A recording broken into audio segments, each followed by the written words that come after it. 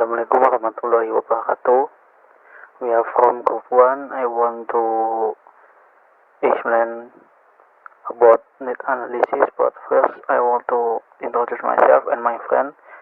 My name is Dekolo Daler. Second is Chandra Bayu Pamungkas and Risma Febi Wayunisi. So this time I want to explain about need analysis.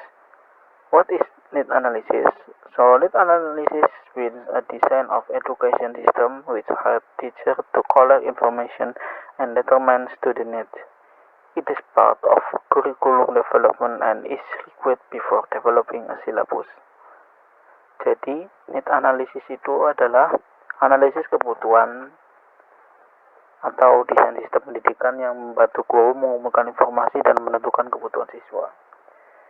Ini adalah bagian pengembangan kurikulum dan diperlukan sebelum mengembangkan silabus.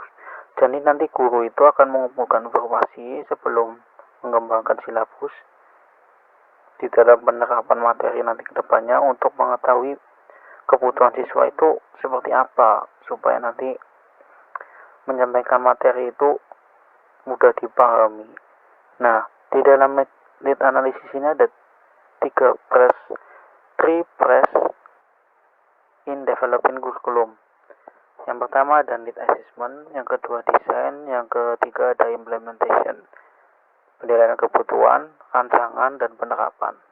Penilaian kebutuhan ini maksudnya adalah guru ini nanti mencari tahu seperti tadi yang awal sudah saya jelaskan, mencari tahu bahwa apa sih yang dibutuhkan siswa supaya nanti saat menyampaikan materi itu mudah dipahami. Nah, penilaian kebutuhan ini dilaksanakan sebelum mengembangkan silabus, sudah jelas. Berarti sebelum penerapan silabusnya. Yang kedua ada rancangan dan ketiga tentu ada penerapan. Nah, selanjutnya ada other interested parties influence the process atau pihak lain yang berkepentingan mempengaruhi proses tersebut. Yang pertama jelas ada teacher atau guru atau pengajar. Yang kedua ada administrator atau pengurus analisis. Yang ketiga ada financial supporter. Yang keempat ada orang ketiga. Orang ketiga ini biasanya kalau di dalam pembelajaran sudah jelas berarti student atau siswa ya. Nah, yang selanjutnya ada research for execute needs analysis. Apa aja sih sumber daya untuk melaksanakan analisis kebutuhan tersebut? Nah, di sini ada kelompok kami memaparkan ada 3 sumber daya untuk melaksanakan analisis kebutuhan tersebut. Yang pertama adalah survey and questionnaire. So, survey and questionnaire adalah suatu teknik pengumpulan informasi yang memungkinkan analis atau guru sendiri itu mempelajari sikap-sikap, perilaku, dan karakteristik beberapa orang atau siswa di dalam organisasi yang bisa terpengaruh oleh sistem yang akan diajukan atau dengan kata lain adalah silabus tadi atau oleh sistem yang sudah ada. Nah, yang kedua ada interview, yang ketiga ada test score. Nah, yang selanjutnya ini mungkin kata-kata dari tokoh atau nggak tahu ini. Can be the information on need analysis can be guidance to get an accurate language program goal. Need analysis help learner to reflect on their learning, to identify their needs, controlling their language. Bahasa Indonesianya kurang lebih, informasi tentang analis kebutuhan dapat menjadi pedoman untuk mendapatkan hasil yang akurat. Tujuan program bahasa analis kebutuhan membantu pelajar untuk merefleksikan pembelajaran mereka, untuk mengidentifikasikan kebutuhan mereka, mengontrol bahasa mereka. Nah, yang terakhir ada